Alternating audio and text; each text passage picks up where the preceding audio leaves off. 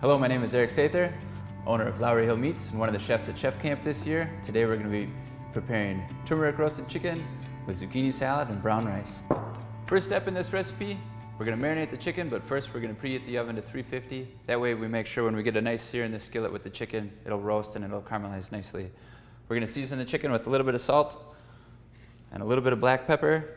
You can season it pretty heavily with salt, more than you think you would, because you want that seasoning to penetrate through the whole leg. The sugar, that'll help macerate, and that'll kind of sink in, and that'll help the chicken caramelize too. And this is just turmeric. Lots of times you'll find it in different curry powders, lots of different ingredients, masalas, but it's pretty killer on its own. So we're gonna start there. Do a little more chicken, or a little more sugar as well. We're gonna set this aside and let the chicken soak up all these flavors and spices for at least 5 minutes, 10 or more if you'd like. If you want to do it ahead of time, you can even do it in a Ziploc bag and just leave it in your fridge. Next thing we're going to do is cook the rice. We're going to get the skillet warm. I'm going to add a bit of butter in there. Add a bay leaf. Quite often you'll find dry bay leaves. Those are totally fine. If you can find fresh bay leaves, those are great. Just a whole cinnamon stick, the bay leaf, and the rice. We're just going to toast this for a little while until it gets really aromatic. We'll give it a few stirs. It'll take about a minute or so, depending on the heat of your oven. Every oven's a little different, so in the recipe, the rice says it takes 30 minutes, but give yourself like 25 to 40 minutes just because every oven is different, so you'll know when it's done. But that main ratio, the 1 cup of rice to the 2 cups of water, cover it. Once it comes back up to temp, you'll turn it down to a low simmer and you'll let it keep going. Once the rice is nice and aromatic, you're going to add the water.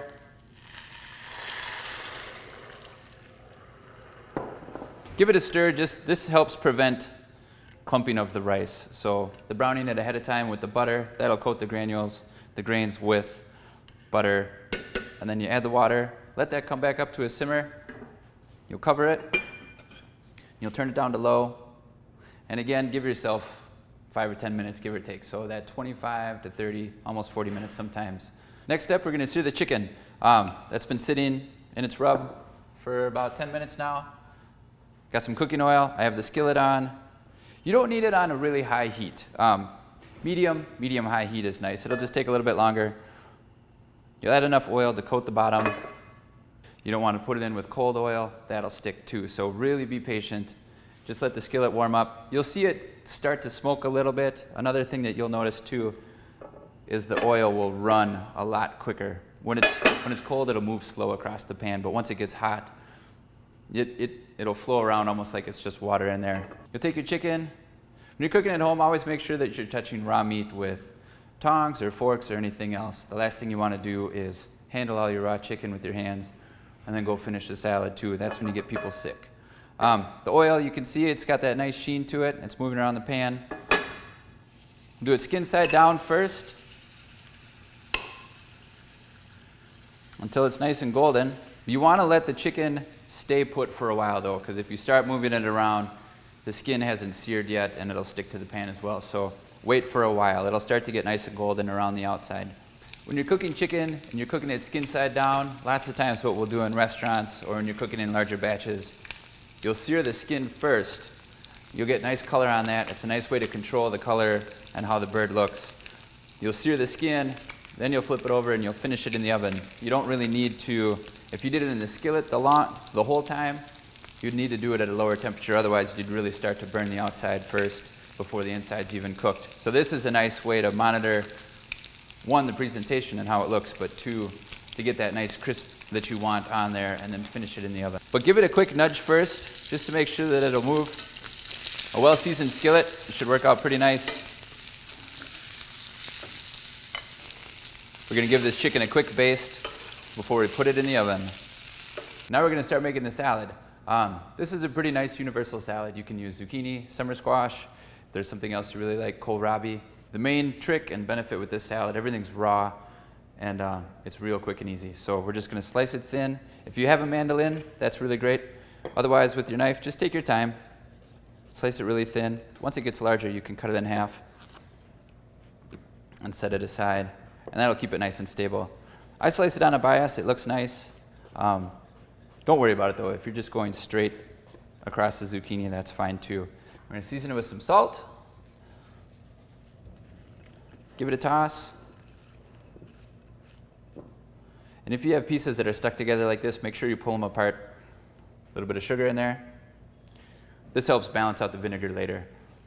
You're just going to toss all this, and you're just basically going to let it wilt. That salt will draw out some of the moisture so that these nice raw vegetables become a little more tender, and they make a really great salad. Once you've thoroughly tossed the zucchini or the summer squash with the salt and the sugar, and it's already starting to get a little bit tender, you can add your cider vinegar in there and just let it go. And this is a really nice method for a quick pickle too. If you are doing like zucchini, daikon, carrots, anything like that, say you're going to make pho for the night, or you're going to do ramen, you don't have any kimchi or don't have any pickles. If you were just to slice carrots, daikons, onion, toss it with that salt and the sugar and the vinegar quick, you'll have a quick pickle in about 5 minutes. Now that the zucchini has macerated for a little while with the salt, the sugar, and the vinegar, it's nice and tender. We're going to finish with some oil, but first we're going to cut some scallions. And again, I'm just cutting this on the bias so they look nice, but slicing them really thin. If you do like onion flavor, you can go all the way through to the white. If you don't like as strong of an onion flavor, you can certainly just use the green part and it'll be a little milder. I'm going to finish with a little olive oil and cracked black pepper. Give that a toss. Lastly, once the vegetables have been tossed, I toss the scallions in there. Just pick some mint. This I picked out of my garden this morning. Towards the end of the summer, they'll flower a little bit, and that means two things. The flowers still taste pretty good if they're pretty small, but as the flowers get bigger, and you'll notice the stalks get a lot hardier and the leaves get a lot hardier, that's when the leaves will start getting bitter. You can catch them pretty early. Mainly, you'll want to find mint that looks like this, because then you know the plant is still focusing on the leaf and that flavor there. But if you can catch the flowers when they're small enough, like this, they're really great. That will wilt pretty quickly. So we're just going to leave this on top until the chicken and the rice is ready, and we'll toss it right at the end. All right, so now we're going to check the chicken. It's been about a half hour in the oven. This is where, if you want to, you could give it another little pat of butter, and that'll melt in there. And you just baste it again. When you're temping chicken, you want to get it to 165. That's what our friends at the USDA say. Everything does carry over a little bit more. So there's a couple ways to temp the chicken thigh too. You don't want to go right into the bone. Like you'll hit here and you feel that's the bone. The bone will always be a little hotter, so you want to go off to the side. But the other thing that you'll look for is that the juice, when you prick the meat, that comes out clear. If it comes out bright pink or red, you know it probably needs a little bit longer, or there's just some blood in the joint. But try to find just the meat closest to the thickest part of the thigh, and you'll let that keep cooking. Now that the chicken's done, I'm going to take it out of the oven and give it one final baste. Get some nice color on there. The rice has been cooking. Take the bay leaf and the cinnamon stick out. Nobody wants to chew on that stuff. Just give it one last stir. If it's a little sticky, you can add a little bit more butter and fluff it with a fork, but this one turned out pretty well. We're just going to plate it. Never hurts to add a little bit of that cooking juice to the rice. You can certainly serve this salad on the side, or you can plate it as well. I just like to do a nice little fan in between the chicken and the rice. It complements the dish just because the rice is hot and aromatic, the chicken is hot, and it has the nice turmeric. And then putting the salad in there with the raw veggies just kind of brightens up the plate a little bit and kind of rounds off all the flavors. And there you have it. That's our turmeric roasted chicken with brown rice and zucchini salad with fresh mint.